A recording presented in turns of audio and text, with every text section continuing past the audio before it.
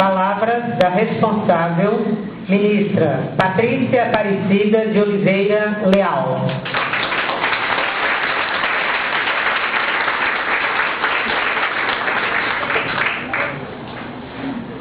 Boa tarde. Boa tarde. Tá todo mundo bem? Já estamos chegando no final do ano, hein? Já estamos quase no início de novembro.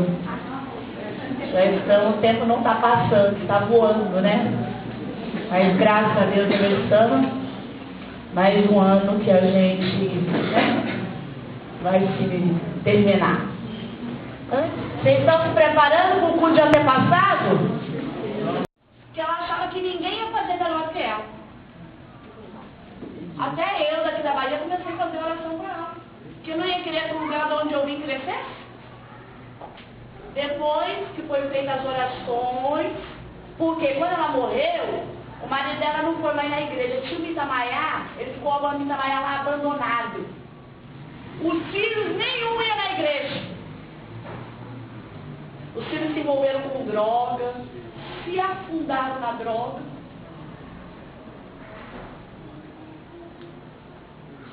Aí fizeram essa oração, ela desapegou. Esse ano, em abril, março, fevereiro, eu estava em Ilhéus. Foi o dia 12. Toca meu telefone, era de Cruzeiro. Era o filho dela. Falou pra mim assim: Patrícia, aqui é o Nico. Eu falei: oi, Nico, eu sou responsável dos jovens agora. Eu voltei para a igreja. Quando eu estava no fundo do poço, eu lembrei que minha mãe tinha deixado um caminho. Eu voltei para esse caminho. Estou responsável dos jovens e quero que você me ajude a desenvolver. Eu comecei a chorar, porque eu tenho muita gratidão à mãe dele. A mãe dele foi peça fundamental na minha família. E hoje o irmão dele já é assistente ministro, a nora está fazendo em Quebana, eles estão tocando a igreja para frente. Então significa que ela se elevou, se desapegou, e a igreja voltou a encaminhar e a outorgar pessoas. Para a gente ver que o Espírito, a gente acha que tem livre-arbítrio e faz o que quer, né? A gente acha. Está dando para entender? Um filho se torna esbanjador, gastando dinheiro como água, até acabar com a fortuna da família. Aí a pessoa vem na igreja e não sabe. Eu não sei por que isso acontece comigo. Todo mundo que perde muitas coisas tem que buscar o seu passado. Ninguém perde o que não tem. Cada um, nós somos movidos por uma lei de causa e efeito. Eu, quando era jovem, eu sempre gostei de anel, pulseira. Eu e minha irmã ganhávamos as coisas juntas. A gente tinha 1 ano de diferença. A minha avó dava para minha irmã e dava para mim igualzinho, só mudava a cor. De ouro. O da minha irmã durava. O meu eu perdia no primeiro dia. Aí o que eu fazia? Depois eu queria ir para a escola lá de tilar. Eu era bem magrinha. Eu pegava da minha irmã, punha no meu dedinho, amassava com leite, destilava. Quando ia voltar para casa, o que eu fazia? Jogava fora. Eu não tinha noção do que era aquilo. Aí minha mãe falava: foi você? Juro por Deus que não foi. Então hoje, quando alguém pega alguma coisa minha, eu não reclamo. Porque um dia eu peguei de alguém. Então a gente não pode se fingir de santinho hoje e falar: eu estou na igreja e não faço nada de errado. Você não faz hoje, ou não faz mesmo. Mas o que você fez quando você tinha 15, 12, desde que você nasceu? E de outra vida? Não conta? Criar mérito para não perder. Daqui para frente, né? Plantar a semente do futuro. Se não, chega aqui na igreja e fala para mim: ministro, eu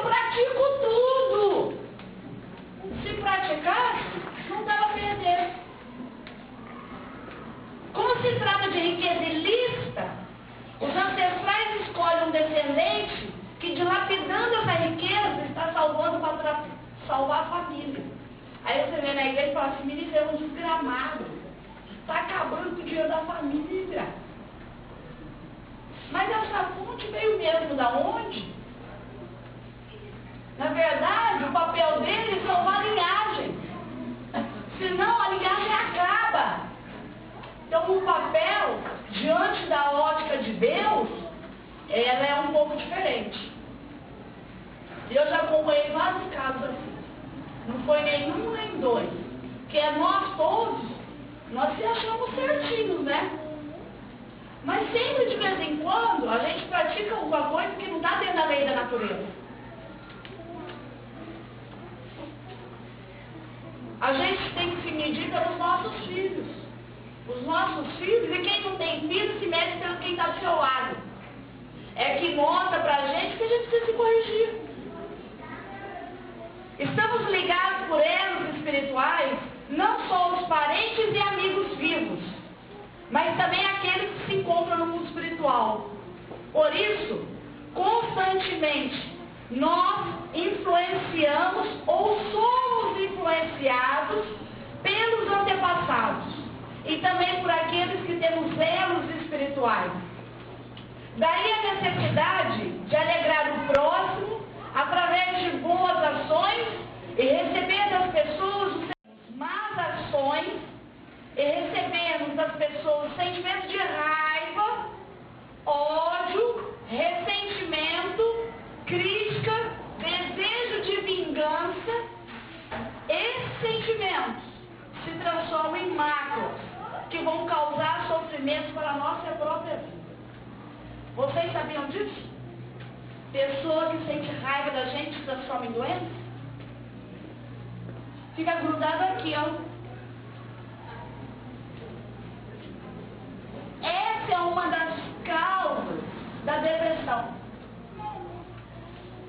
Pessoa que tem muita gente que lhe odeia, muita gente que lhe critica. Pessoa que fala assim, não vou pagar. Eu devo para ela e falo que não vou pagar. O ódio dela por mim faz com que não entre outro dinheiro. Vocês sabiam disso?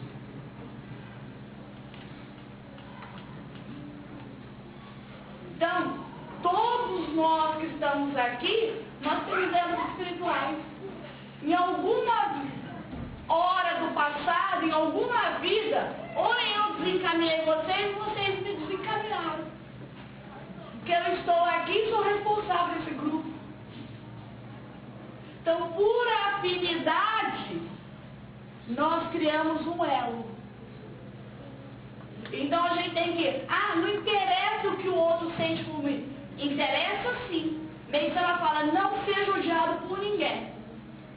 Por isso que muitas vezes é melhor perder do que você ter alguém constantemente pensando com raiva de você. Que isso, às vezes a pessoa fala assim, ô ministra, eu estou na cama, eu só sinto vontade de dormir. Isso é enquanto gente viva. Que faz com que você fique em cima da cama. Quem é culpado? A pessoa que pensa? Não, você que está no nível que desperta isso na pessoa. Você que desperta isso na pessoa.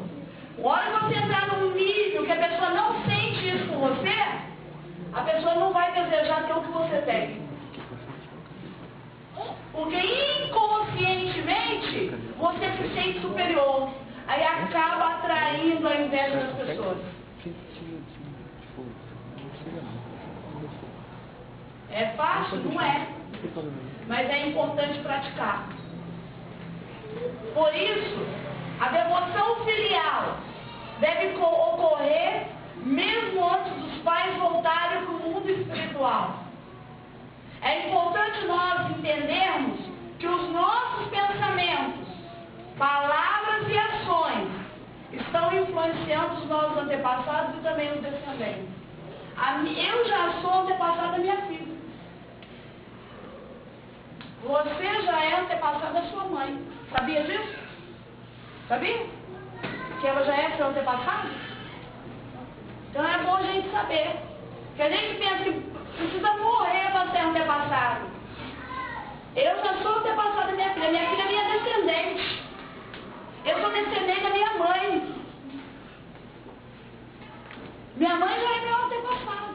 Então o que eu tenho que resolver aqui, agora eu preciso resolver. Porque depois que passa lá para cima, meu filho, é muito difícil resolver. Porque quando você entra lá em cima, não tem essa facilidade que os níveis se misturam, não. Os níveis tudo são diferentes. Por isso, que é muito importante exercitar ou voltar para trás. Dê um passo. Filhos que não respeitam pais. Pais que não respeitam filhos. É bom corrigir essa ordem. Como o Miss Marcelo deu numa aula, eu gravei essa frase. Antes de você ser um amigo pai, você precisa ser um pai amigo. Você precisa dar no degrau de cima para ser um amigo pai. Senão, ninguém vai buscar orientação em quem não confia. Ele vai buscar na rua, naquele que ele confia. Aí eu quero ser amigo do meu filho. Não, antes de eu ser amigo, eu preciso ser mãe. Ser um espelho para ela. Para que ela busque em mim as respostas do que ela precisa. E muitos pais hoje, eles querem cobrar dos filhos, mas não querem também fazer aquilo que está no seu direito. E o ensinamento de hoje mostra bem claro isso. Falando de maneira simples, uma boa ação praticada servirá de elevação para os antepassados que se alegram muito. E uma má ação faz com que seu nível decaia no mundo espiritual. Tem coisas que a gente pratica nessa vida que uma encarnação não vai passar. Vocês sabiam disso? Uma encarnação não tira aquilo que você praticou. Por isso que meu pai sempre disse uma frase: 5 minutos de prazer às vezes gera um sofrimento que uma encarnação não tira. Então é preciso, onde está minha cabeça? Onde está meu sentimento? A gente consegue controlar, mas eu tenho que querer estar no degrau de cima. O inferno ele não muda de lugar, só que a Bahia não vai ter, mas o solo sagrado vai ter. Então, não vai? Na Bahia não, mas no solo sagrado vai ter. Então, o culto no solo sagrado é às 10 horas da manhã. Que horário é o nosso culto? Graças a Deus eu estou esperto. Então o culto no dia 2 será transmitido. Começa 8 e pouco, já começa passando o solo sagrado. Então será teletransmitido. Começa às 9 horas no nosso horário. Pode chegar 8 e pouco que já vai estar passando, ok? Então vamos entrar na palestra. Herança espiritual versus causa e efeito versus culto aos antepassados. O elo espiritual entre pessoas que não têm laços de consanguinidade. A Lorena vai baixar. Mas pode ser rompido, mas é impossível romper o que existe entre parentes consanguíneos. No caso dos pais e filhos, deve-se dar atenção a um ponto. Como eles sempre estão pensando uns nos outros, o caráter dos filhos sofre a influência do caráter dos pais, através do elo espiritual. Portanto, se os pais desejam melhorar os filhos em dispor, muitas vezes a causa do sofrimento dos descendentes está na vida anterior ou nas máculas herdadas dos antepassados. Exemplo, acompanhei um caso que a menina devia para Deus e o mundo. Devia. E quanto mais ela devia, mais ela fazia dívida. Tinha compulsão de comprar.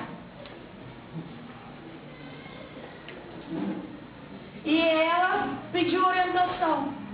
Como se livrar daquilo? Aí ele recebeu dedicação. Práticas básicas da fé. E o avô dela incorporou nela. Dizendo que ele, em outra vida, ele encostava nela e fazia ela gastar. Que em outra vida, ele fez muitas dívidas. Ele gostava de coisas boas. E como ele morreu e não teve mais essa oportunidade, então ele encostava nela para adquirir. Ele não queria fazer aquilo, mas ele ainda tinha necessidade das coisas da terra.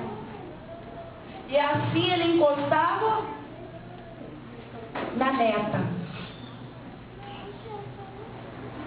Então, você tem que analisar quem está fazendo muita dívida.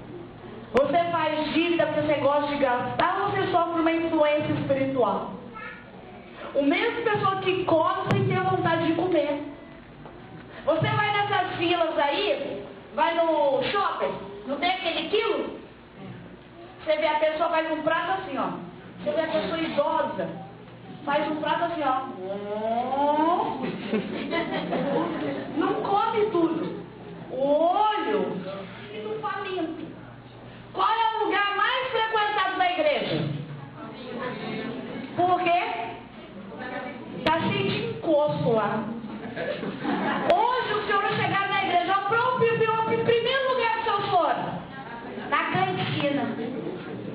Faltava 1 minuto para o culto, estava um monte de gente comendo. Isso é espírito faminto. Não tem uma saciedade. Você tem uma vontade de comer, como o outro tem vontade de comprar. E vive nessa ilusão de ótica. Eu compro e me satisfaço momentaneamente. Quando eu deito a minha cabeça no travesseiro, meus problemas continuam. Então cada um precisa analisar o que eu venho passando, em que ordem isso está. Isso é muito... E nós como somos influenciados diretamente pelos elos espirituais, isso influencia a nossa vida. Hoje meu marido chegou em casa e estava em Porto Seguro. Aí quando ele pisou o pé dele em Itabuna, eu liguei. Aí ele falou assim, você tem um faro, hein? Eu falei, não é que eu tenho um faro. Nós, como somos ligados no elo espiritual, o espírito dele me avisou, ele chegou. Isso acontece. Não é que a gente tem um faro, não. É entender esse ensinamento de versão. Muitos homens, enquanto estão vivos, não acreditam na vida após a morte. Muito que está aqui não acredita, hein? Está na religião espiritualista, mas não acredita na vida após a morte.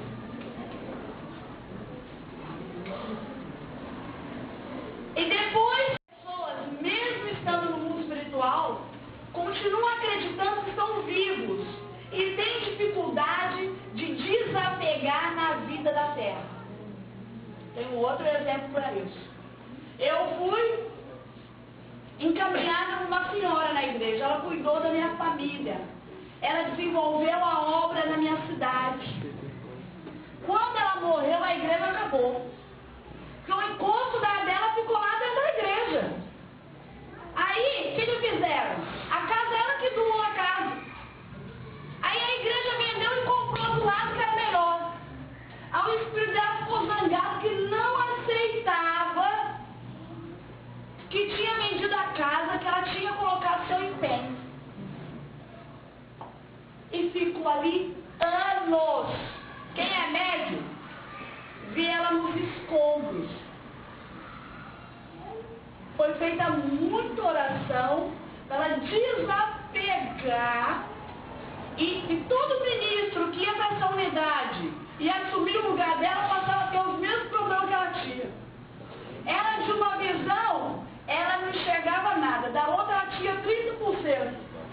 Os próximos responsáveis que assumiam lá, todos eles ficaram com problema da visão. Todos, sem exceção. Aí uma senhora ministrando de orelha, a responsável, falou para ela assim, ministra,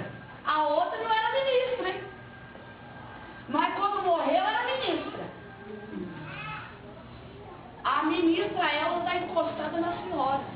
E a outra já estava ficando cega do olho, hein? Foi nos melhores médicos.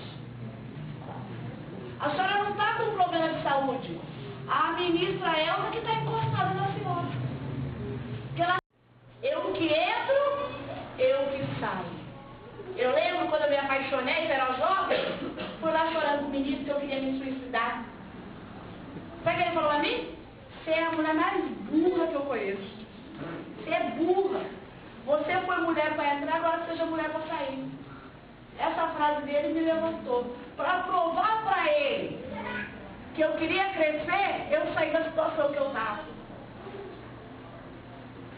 Então, o inferno realmente ele não muda de lugar.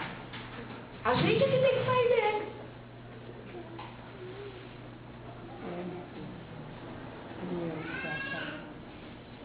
Os antepassados desejam a felicidade de seus descendentes e prosperidade da sua linha familiar. Por conseguinte, não negligenciam sua guarda um minuto, impedindo-os de cometerem erros e pecados, ou seja, evitando que trilhem um mau caminho. Hoje eu cheguei aqui, entrei na liturgia, uma das senhoras falou assim, ministra, meu marido foi protegido. Ele estava na estrada de noite, a roda do caminhão dele saiu e não aconteceu nada. Ele ainda consertou a roda sozinho, faltando parafusos, e conseguiu chegar em casa. Isso é trabalho dele? Não. É de alguém que lhe protegeu. Alguém que esteve ali com ele, ó. Faz assim, faz assado. E trouxe ele de volta até chegar em sua casa. Então isso, às vezes a gente não sabe agradecer o quanto os nossos antepassados nos protegem. Esse é o caso extremo. Eu fui para a Vitória da Conquista esse mês, aí fui na pastelaria com o Triana. Aí tinha um degrau desse tamanho. Aí quando eu saí da fazer outorga, no outro dia, e num dia de tarde fui comer o bendito pastel. Quando eu saí da pastelaria, meu pé virou. A primeira, uma dor horrível, estourou minha veias tudo. Se o Triana não tivesse na frente, eu tinha me quebrado todo. Eu agarrei nele, a primeira coisa que eu pensei não foi no meu pé. Meu Deus, é outorga amanhã, eu tenho que calçar o sapato. Sentei ali no chão, pedi permissão à mexicana, jurei. Meus ancestrais, por favor, eu tenho que fazer outorga, porque eu tenho que calçar o sapato. Pois o gelo desinchou na hora. A veia ficou tudo estourado. E eu ali mesmo coloquei meu sapato e saí andando. O Triana ficou bem, que inchou assim na hora. Chorei, mas é nossos ancestrais também, que trazem alguém perto da gente, dá uma consertada lá, e a gente volta a caminhar. Porque se a gente um trabalho pessoal, eu deixaria com o meu pé estourado, eu já tive muitas provas disso. Eu não tenho remissão para as coisas pessoais. Mas tudo que é da obra, ele me permite. Tudo que é para favorecer a obra dele, ele me permite. Então a gente tem que saber, quando eu não estou tendo permissões pessoais, o que eu preciso fazer para ter? No entanto, este mês, para manifestarmos a gratidão aos nossos entes queridos que se encontram no mundo espiritual, vamos limpar o nosso coração. Primeiro, perdoar os antepassados, os quais temos harmonizado com os familiares que são os nossos antepassados encarnados. Eu tenho, já tive vários, hoje eu não tenho mais, graças a Deus, saí desse nível de estar magoado com alguém na minha família. Eu mesmo não tinha coragem de escrever o nome ali. Então eu falo aos senhores, de experiência própria, se você é mal resolvido com alguém, tem que se resolver antes do dia 2. Se brigou com o marido, pede desculpa. Quem pede desculpa mais rápido significa que é elevado. Aquele que demora para pedir desculpa tem um nível baixo. E cristã me ensina. Eu mesmo, hoje eu não brigo mais com meu pai e com minha mãe, que eles estão longe, né? Aí não dá tempo de brigar. Mas eu me exercitei muito. O meu pai, ele pode dizer o que for. Ele sempre vai dar certo. Porque a compreensão que eu tenho das coisas, as oportunidades que eu tive da vida, é muito diferente da oportunidade que o meu pai teve. Então, em vez de eu querer que ele me compreenda, eu sempre compreendo ele. Assim, eu não gero conflito e vivo em harmonia. Na hora de eu cultuar meu antepassado, eu fico mais feliz. Então, por favor, não queira ser compreendido. Compreenda aquele que não tem entendimento.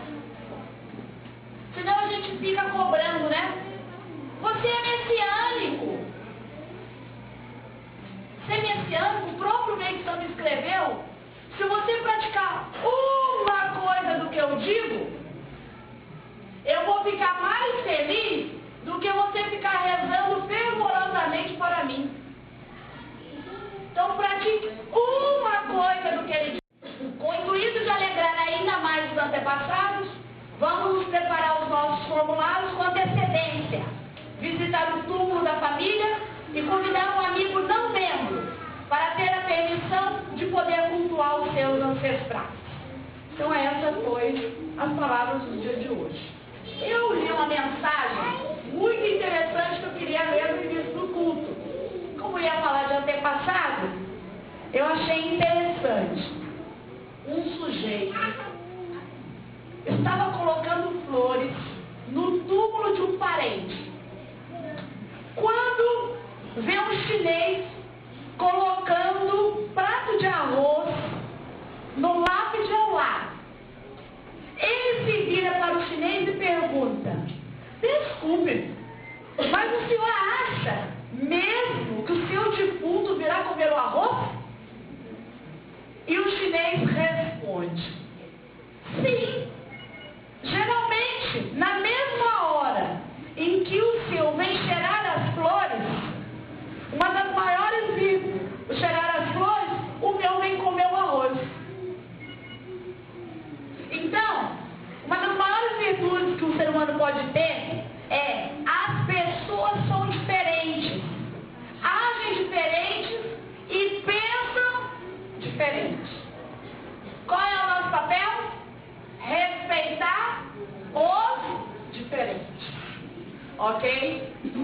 Não julgue como cada um vai cultuar o seu antepassado. Faça bem a sua parte. Feijões no sapato, o senhor conhece? Não? Você conhece, mas é da internet, né? Não? Olha, reza a lenda de um monge próximo de sua aposentadoria, precisava encontrar um sucessor. Entre seus discípulos, 2 já haviam dado mostras de que eram os mais aptos, mas apenas um poderia sucedê-lo. Para sanar as dúvidas, o mestre lançou um desafio para colocar a sabedoria dos 2 à prova. Ambos receberam alguns grãos de feijão que deveriam colocar dentro dos sapatos para então empreender a subida de uma grande montanha. Dia e hora marcado, começa a prova. Nos primeiros quilômetros, um dos discípulos começou a mancar. No meio da subida, parou e tirou os sapatos. As bolhas de seus pés já sangravam, causando intensa dor. Ficou para trás, observando o outro monge subir de vista, subindo a montanha com facilidade. Prova encerrada. Todos de volta ao pé da montanha para consagrar o vencedor. Após o festejo,